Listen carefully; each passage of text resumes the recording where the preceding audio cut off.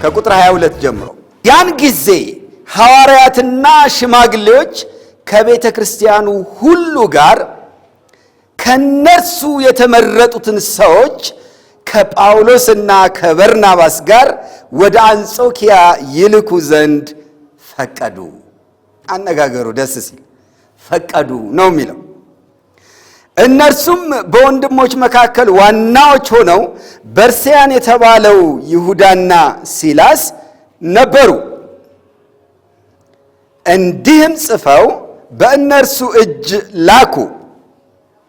ሐዋርያትና ሽማግሌዎችም ወንድሞችም በአንጾኪያና በሶርያ በኪልቅያም ለሚኖሩ ከአሕዛብ ወገን ለሆኑ ወንድሞች ሰላምታ ያቀርባሉ። ያላዘዝናቸው ሰዎች ከኛ ወጥተው ትገረዙ ዘንድና ሕግን ትጠብቁ ዘንድ ይገባችኋል ብለው ልባችሁን እያወቁ በቃል እንዳናወጧችሁ ስለሰማን ስለ ጌታችን ስለ ኢየሱስ ክርስቶስ ስም ነፍሳቸውን ከሰጡት ከምንወዳቸው ከበርናባስና ከጳውሎስ ጋር የተመረጡትን ሰዎች ወደ እናንተ እንልክ ዘንድ በአንድ ልብ ሆነን ፈቀድን። ራሳቸውም ደግሞ በቃላቸው ያንኑ ይነግሯችሁ ዘንድ ይሁዳንና ሲላስን ልከናል። ለጣዖት ከተሰዋ ከደምም ከታነቀም ከዝሙትም ትርቁ ዘንድ ከዚህ ከሚያስፈልገው በቀር ሌላ ሸክም እንዳንጭንባችሁ እኛና መንፈስ ቅዱስ ፈቅደናልና ከዚህም ሁሉ ራሳችሁን ብትጠብቁ በመልካም ትኖራላችሁ። ጤና ይስጣችሁ። እግዚአብሔር ይመስገን። እንደዚህ ይሄ መጽሐፍ ቅዱሳዊ አሰራር። አሁን ትልቁ ችግር የቤተ ክርስቲያንን አሰራሮች፣ አስተዳደራዊ አሰራሮች በውጭ በዓለማዊ መስሪያ ቤት ካሉ ልምዶች ከኤንጂኦ ውስጥ ደንብ ያመጣሉ። ሰዎች ያመጡና በቃ አልሄድ ይላቸዋል። ከሌላ ልምድ ለማምጣት ይሞከራል። እራሱ መጽሐፉ በቂ ነገር አለ። እንዴት መሰብሰብ አለብን? ምን መነጋገር አለብን? አቅጣጫችን መከተል ያለበት ምን የቱን መስመር ነው? የእግዚአብሔርን የሆነውን ሐሳብ ፈልገን ካገኘን በኋላ በዛም ያንን ተግባራዊ ለማድረግ ምን ማድረግ አለብን? ሁሉንም ነገር የእግዚአብሔር ቃል ያሳየናል። አሁን እዚህ ጋር ዋናዎቹ ተሰብሳቢዎች ሐዋርያትና ሽማግሌዎች ናቸው። ይህን ስብሰባ የአንጾኪያ ቤተ ክርስቲያንና የኢየሩሳሌም ቤተ ክርስቲያን የጋራ ስብሰባ ማለት አንችልም። ይሄ ስብሰባ የኢየሩሳሌም ቤተ ክርስቲያን ስብሰባ ነው። ውሳኔውም የኢየሩሳሌም ቤተ ክርስቲያን ውሳኔ ነው። ጉዳዩ አንጾኪያ እና ሌሎች አሕዛብ ሀገሮች ላይ ያመኑትን ወደ ጌታ ዘወር ያሉትን ደቀ መዛሙርት የሚመለከት ውሳኔ ነው። ታዲያ በርናባስና ጳውሎስ ከነሱም ጋር ከአንጾኪያ ድረስ መጥተው የለምን? እነሱ በስብሰባው ላይ ድምፅ የላቸውምን ልንል እንችላለን። የላቸውም። ለድምፅ ወይም ተሰብሳቢ ለመሆን ውሳኔ ለመወሰን አይደለም እነሱ የመጡት። እነሱ የመጡት ለምንድን ነው? በቃ ችግሩን አቅርቦ እዚህ ላይ የምትሉትን በሉ፣ ችግር ገጥሞናል፣ ውሳኔ ስጡበት ብለው ያቀረቡት ለማን ነው? ለሐዋርያት፣ ለኢየሩሳሌም ቤተክርስቲያን ሽማግሌዎችና ለመላው የኢየሩሳሌም ቤተክርስቲያን። እነሱ ምንድነው የተጠየቁት? ምስክርነት እንዲሰጡ ነው። ግብአት እንዲሆን ለስብሰባው በርናባስና ጳውሎስ የአሕዛብ ሀገር አገልግሎታቸውን በተመለከተ ሪፖርት አቅርበዋል። እግዚአብሔር ያደረገውን ነገር መስክረዋል። ውሳኔው ግን የኢየሩሳሌም ቤተክርስቲያን። ይሄ በጣም ጠቃሚ ነው። አያችሁት? ያን ጊዜ ሐዋርያትና ሽማግሌዎች ከቤተ ክርስቲያኑ ሁሉ ጋር ነው የሚለው። ከነርሱ የተመረጡትን ሰዎች ከጳውሎስና ከበርናባስ ጋር ወደ አንጾኪያ ይልኩ ዘንድ ወሰኑ ወይም ፈቀዱ የሚል ነገር እናነባለን። እና ምንድነው እዚህ ጋር ያለው በጣም ጠቃሚ ነገር ያልን እንደሆነ በኢየሩሳሌም ያለች ቤተክርስቲያን ከአይሁድ የተጠሩ አማኞች ያሉባት ቤተክርስቲያን ናት። ችግሩ ደግሞ መጣ የተባለው ከዛው ከኢየሩሳሌም ቤተክርስቲያን ነው። የመገረዝን ጉዳይ የሚመለከተው ማለት ነው። ሰዎቹም የሄዱት ከኢየሩሳሌም ቤተክርስቲያን። ስለዚህ መወሰን ያለበት የተገረዙ ሰዎች ክርስቲያን በሆኑባት የኢየሩሳሌም ቤተክርስቲያን ውስጥ ነው። የቤተክርስቲያንን አንድነት ማስጠበቅ ያስፈልጋል። እግዚአብሔር የፈቀደው በዚህ ምክንያት ራሷ የኢየሩሳሌም ቤተክርስቲያን አሕዛብን የሚመለከት ውሳኔ ወሰነች ማለት ነው። እና ከውሳኔው በኋላ አሁን እነዚህን ሰዎች ልከናል ነው። መጀመሪያ ከደብዳቤው በፊት ሰዎቹን የተመለከተ ምስክርነት ነው። አሁን እዚህ ስፍራ ላይ የቀረበልን ምንድን ነው? ከኢየሩሳሌም ቤተክርስቲያን የተመረጡ ከነርሱ የተመረጡትን ሰዎች ከጳውሎስና ከበርናባስ ጋር ወደ አንጾኪያ ይልኩ ዘንድ ፈቀዱ። በጣም ደስ የሚል አገላለጽ ነው። በቃ ደስ አላቸው፣ ወደዱ ነው የሚለው። አነጋገሩ በጣም መንፈሳዊ ነው። ወደ አንጾኪያ ቤተክርስቲያን፣ ወደ አሕዛብ ቤተክርስቲያን ከነሱ የተመረጡ ሰዎችን ጉዳዩን እንዲፈቱ፣ ችግሩን እንዲፈቱ፣ ምስክር እንዲሆኑ፣ ጉባኤውን እንዲወክሉ ከነሱ የተመረጡ ሰዎችን ይልኩ ዘንድ ፈቀዱ። ይሄ አንድ የማስፈጸሚያ መንገድ ይሄ እንጂ ተነጋግሮ መለያየት ምንም ጥቅም የለው። ይሄ ጉዳይ ወደ መሬት እንዲወርድ ማለት ተግባራዊ እንዲሆን ምን ይደረግ? ሰዎች ይመረጡ፣ አስፈጻሚ ሰዎች። አሁን እነዚህ ወኪሎች ናቸው። ሚሽናቸው ያልቃል። በቃ ሄደው በደብዳቤው መሰረት ያለውን ውሳኔ ካስፈጸሙና የአንጾኪያ ቤተክርስቲያንን ካረጋጉ በኋላ የነዚህ የሁለት ወንድሞች ዋነኛ ተግባር የተመረጡበት ተግባር ያበቃል። እንዲህ ላለ ጉዳይ ፈቀዱ። አስቡት፣ እኛና መንፈስ ቅዱስ ፈቅደናል የሚል ቃል አለ ታች ለሁሉም ነገር አይደል?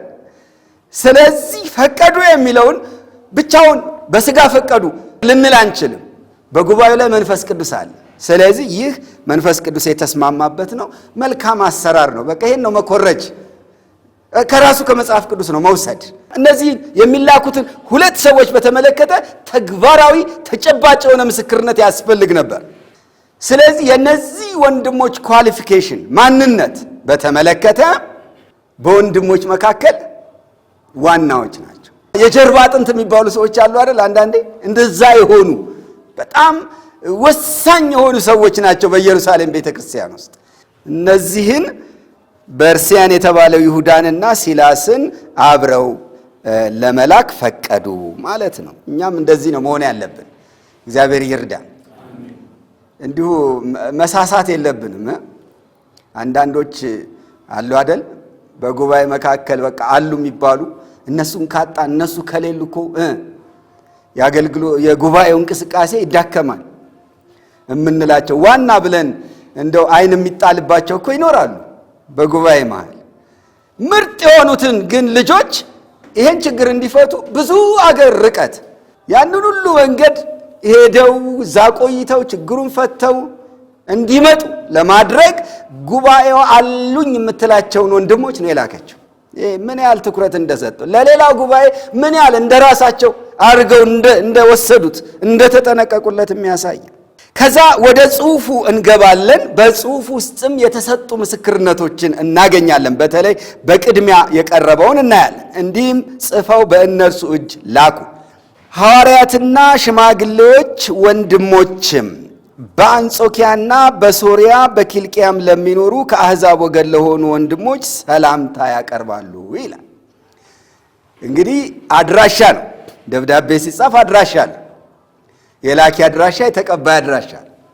ላኪዎቹ እነማን ናቸው? ሐዋርያትና ሽማግሌዎች ወንድሞች። በጣም ደስ የሚል ሐዋርያት ልዩ ስልጣን ያላቸው ናቸው። የመወሰን ብቃት አላቸው በየትኛውም ርዕሰ ጉዳይ ላይ። ነገር ግን ራሳቸውን በቤተ ክርስቲያን ውስጥ ነው የገለጹት። ከሽማግሌዎችና ከወንድሞች ጋር አብረው ነው የገለጹት። ከሌሎች በጉባኤ ውስጥ ያሉ ወንድሞች በአጠቃላይ ማለት ነው። የመሪነት ስፍራውን ይዘው አብረው የተስማሙበትን ነገር በመንፈስ ቅዱስ መሪነት የደረሱበትን ነጥብ ነው የሚልኩትና መጀመሪያ እንደዛ አድርገው ነው ራሳቸውን የገለጡት በአድራሻው ላይ። ከዛስ ተቀባዮቹን ስናይም በጣም ልዩ መልእክት እናገኛለን። ችግሩ የተፈጠረው የት ነው? በአንጾኪያ ቤተክርስቲያን ነው። በዋናነት የስብሰባው ምክንያት የሆነው በአንጾኪያ ቤተክርስቲያን የተፈጠረው ችግር ነው። ግን ውሳኔው እነሱን ብቻ አይደለም የሚመለከተው፣ የትም ቦታ ተግባራዊ እንዲሆን። ስለዚህ ደብዳቤው ሲጻፍ በአንጾኪያ ላላችሁ ቅዱሳን አይደለም የተባለው፣ በአንጾኪያ ላለች ቤተክርስቲያን አይደለም የተባለው። ታዲያስ ይሄው እዚህ ላይ በደንብ ስሙ። በአንጾኪያ፣ በሶሪያ፣ በኪልቅያ ለሚኖሩ አሕዛብ ጎረቤት ናቸው። ኪልቅያ በታናሽ እስያ ምስራቃዊ ዳርቻ ላይ በደቡብ ከሜዲትራኒያን ባህር የሚዋሰን ሲሆን በምዕራብ ደግሞ ከሶሪያ ጋር የሚዋሰን የታናሽ እስያ አንዱ ክፍለ ሀገር ነው። በዛ ጊዜ የነበሩ ክፍለ ሀገሮች እናውቃለን። በታናሽ እስያ ውስጥ እስያ አለች፣ ፍርግያ አለች፣ ከዛ ቀጳዶቅያ አለች፣ ሚስያ አለች። እንደዚህ እየዞራችሁ ገላትያ መሃል ለመሃል ያለው ዛሬ አንካራ ወይም ቱርክ ዋና ከተማ የሚገኝበት ማለት ነው። ከገላትያ ወደዚህ ስትመጡ አሁን ወደ ሶሪያ ወደ ምስራቅ እየመጣችሁ ስትሄዱ አሁን እንዳልኳችሁ ኪልቅያ የሚባለውን ክፍለ ሀገር ታገኛላችሁ። ይሄ ክፍለ ሀገር ጳውሎስ የተወለደበት ጠርሴስ የሚባለው ከተማ የሚገኝበት እና እዛ በነበረው ቆይታ አገልግሏል። ጳውሎስ ከጠርሴስ መጥቶ ነው አንጾኪያ ዘሶሪያ የሶሪያ አንጾኪያ በዛ ዘመን ማለት ነው። በአሁኑ ጊዜ እንኳን እዛው ቱርክ ውስጥ ነው። ግን በዛ ዘመን የሶሪያ አንጾኪያ በነበረች ቤተክርስቲያን ጳውሎስ ያገለገለው በዛ መልክ ነው። የዛን ጊዜ ከጠርሴስ መጥቶ ቅርብ ስለሆነ ማለት ነው። አሁን አጎራባች ናቸው ቦታዎቹ። አንጾኪያ ቤተክርስቲያንና ኪልቅያ ያሉበት ቦታ በጣም ጎረቤት ቦታዎች ናቸው። እዛ አካባቢ ነው ችግሩ የተፈጠረው። ከኢየሩሳሌም ሄደው ካልተገረዛችሁ ትድኑ ዘንድ አትችሉም ያሉት እዛ ነው። ያ አካባቢ ችግሩ መፈታት አለበት። ከአሕዛብ ለተጠሩ ወንድሞች ጠቅላላ በሁሉም ቦታ ላሉት ተጻፈ። ይሄ ቦታ በየቦታው ይሄ ውሳኔ በተለያዩ የአሕዛብ ሀገሮች እንዴት እንደሚሰራ ወደፊትም እንመለከታለን ማለት ነው። ክብር ለጌታ ይሁን። ስለዚህ አንድ ቦታ መፍትሄ ያገኘ ጉዳይ በጣም መታስቦበት ነው መደረግ ያለበትና ለምን የትም ቦታ የሚሰራ ነገር ነው አንድ ቦታ ላይ ተግባራዊ መደረግ ያለበት። እውነት ነው አይደል? እውነት ከሆነ አንድ ጉባኤ ውስጥ የሰራ እውነት የትም ቦታ መስራት አለበት። የእግዚአብሔር ነው፣ የሰው አይደለም። የእግዚአብሔር ከሆነ ሁሉንም ነው ገበርን የሚያደርገው፣ ሁሉንም ነው የሚገዛው። እና በአድራሻው ላይ ይሄንን እንማራለን። ከዛ በኋላ ወደ ጉዳዩ ይገባሉ። በጣም ግልጽ ናቸው ሐዋርያት፣ ሽማግሌዎችና የኢየሩሳሌም ቤተክርስቲያን ወንድሞች። አጠቃላይ በዚህ ውሳኔ ላይ ምንም አይነት ማቻቻል፣ ማስመሰል፣ መሳሳት የሚባል ነገር የለም። እውነት በራሷ ገጽታ በራሷ ከለር ነው መገለጽ ያለባት። ስለዚህ ጉዳዩን ሲያነሱት ችግሩ የመጣው ከዚሁ ከኢየሩሳሌም መሆኑን በመግለጽ ነው። ከራሳቸው ጋር የመጣ ነው። ምንድነው ያሉት? ቁጥር 24 ላይ ያላዘዝናቸው ሰዎች ከእኛ ወጥተው ይላል። ስለዚህ እናንተ ጋር የመጣው ችግር መነሻው የት ነው አሉ? ከእኛ ጋር ወጥተው ነው፣ ግን አላዘዝናቸውም። እኛ ሳናቅ ነው የመጡት ነው። ያላዘዝናቸው ሰዎች ከእኛ ወጥተው ትገረዙ ዘንድና ሕግን ትጠብቁ ዘንድ ይገባችኋል ብለው ልባችሁን እያወኩ በቃል እንዳናወጧችሁ ስለሰማን ይሄ ነው በቃ የምንጽፈው በዚህ ምክንያት ነው። ከዛ በኋላ ለጳውሎስና ለበርናባስ ምስክርነት ይሰጣሉ። ስለ ጌታችን ስለ ኢየሱስ ክርስቶስ ስም ነፍሳቸውን ከሰጡት ከምንወዳቸው ከበርናባስና ከጳውሎስ ጋር የተመረጡትን ሰዎች ወደ እናንተ እንልክ ዘንድ በአንድ ልብ ሆነን ፈቀድን ነው። አሁን እነዚህን ሰዎች ይሁዳና ሲላስን ወደ እናንተ የላክ ነው ከበርናባስና ከጳውሎስ ጋር ነው። በርናባስና ጳውሎስ እነማን ናቸው? በጣም እዚህ ላይ የተሰጠው ምስክርነት ይሁ የእናንተ ዋና ዋና አገልጋዮች እያሉ አይደለም የገለጿቸው፣ ወይም በቃ በዓለም ላይ ታላላቅ ስራን የሰሩ ሰዎች እያሉ አይደለም። ይሄ ሁሉ ልክ ነው እንግዲህ ቢሉትም ልክ ነው። እግዚአብሔር የተጠቀመባቸው አገልጋዮች ማለትም እኮ ስተት አይደለም። እንደዚህ አይነት ቃላት አይደለም የተጠቀሙት። ታዲያ ምንድነው ያሉት? ከአውዱ ጋር በሚሄድ መልክ ነው የተናገሩት። በጣም የሚገርም ደስ የሚል አገላለጽ ነው። ስለ ጌታችን ስለ ኢየሱስ ክርስቶስ ስም ነፍሳቸውን ከሰጡት ይላል። ነፍስን መስጠት ይሄ በነፍሳቸው ከተወራረዱት ነው የሚለው። ሌሎች ትርጉሞችን ስታዩ ልክ አፍሮዲጡ ላይ ፊልጵስዩስ መልእክት የተነገረውን ታስታውሳላችሁ። በነፍሱ ተወራርዶ የሚል ቃል አለ አይደል? ስለ አፍሮዲጡ እዚህ ላይ በወንጌል ሥራ ለጌታ ለኢየሱስ ክርስቶስ ስም አሸናፊነት እና መስፋፋት በአሕዛቡ ዓለም የጌታ ኢየሱስ ክርስቶስ ስም እንዲጠራ ለማድረግ ነፍሳት እንዲድኑ ለማድረግ ጳውሎስና በርናባስ ያስያዙት ነፍሳቸውን ከሰጡት ጋር ነፍሳቸውን አስይዘው ነው ወንጌል እያገለገሉ ያሉት። ትልቅ ምስክርነት። እነማን ናቸው ይህን የሰጡት? የኢየሩሳሌም ሰዎች። ግን ሐሰተኞቹ እነዛ የሚያውኩት የሚበጠብጡት ምን ነበር የጠበቁት? የኢየሩሳሌም ወንድሞች ሐዋርያት እንደዚህ ብለው ይመሰክሩላቸዋል ብለው አላሰቡ። ምክንያቱም መገረዝን አይሰብኩም፣ ጸጋን ነው የሚሰብኩት። ኢየሩሳሌም ያለችው ቤተ ክርስቲያን ደግሞ ከሕጉ አልተላቀቀችም ብለው ያስባሉ። ስለዚህ እነሱ እንደሚያስቡት ነበር የመሰላቸው። ግን ውጤቱ ምን ሆነ? ስለ ጌታ ስለ ኢየሱስ ክርስቶስ ስም ከኛ በተሻለ ነፍሳቸውን ከሰጡት አለና ቀጥሎ ምን አለ? ከምትወዷቸው ማለት እኮ ይችላሉ፣ ግን ፍቅሩን ከራሳቸው ጋር አያያዙት። ከምንወዳቸው ከበርናባስና ከጳውሎስ ጋር የምንልካቸው ሰዎች አሉ።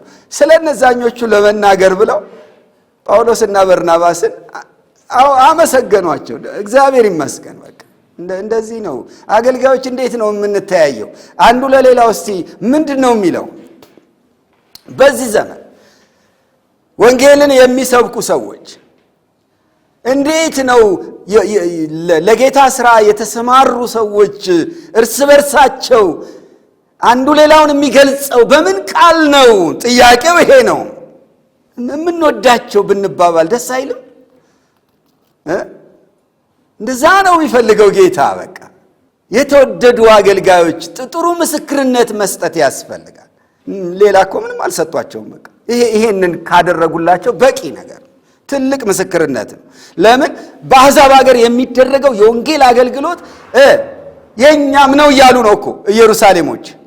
እኛም አለንበት፣ እንደግፈዋለን፣ እንደውም ከኛ የተሻሉ ናቸው፣ ነፍሳቸውን አስይዘው እያገለገሉ ነው፣ ደስ ይለናል እያሉ ነው። እንዲህ ነው ማለት ያለብን። እግዚአብሔር ይርዳን። እና ወደ እናንተ እንልክ ዘንድ አለና ደግሞ በአንድ ልብ ሆነን ፈቀድን ይላል። ይሄ ነው አንድ ልብ። በቃ ቤተ ክርስቲያን እንዲህ ናት። አንድ መንፈስ ካለ አንድ ልብ ይኖራል። እንደዛ አይደለ? ኤፌሶን ላይ በተጠራንበት መጠራት አንድ አካልና አንድ መንፈስ አለ ነው። አንድ መንፈስ ካለ ያ መንፈስ የሰዎችን ልብ አንድ ያደርገዋል እንጂ የመተማመን ችሎታ የስብሰባው ኃይል አይደለም አንድ ልብ የሚያደርገን። የእግዚአብሔር መንፈስ እና የእግዚአብሔር ቃል በሕይወታችን ስራቸውን ሲሰሩ ልባችን አንድ ይሆናል። ሰዎቹ ብዙ ሆነን ግን ልባችን ስንት ይሆናል? አንድ ይሆናል። እንደዛ ነው። በአንድ ልብ ፈቀድን።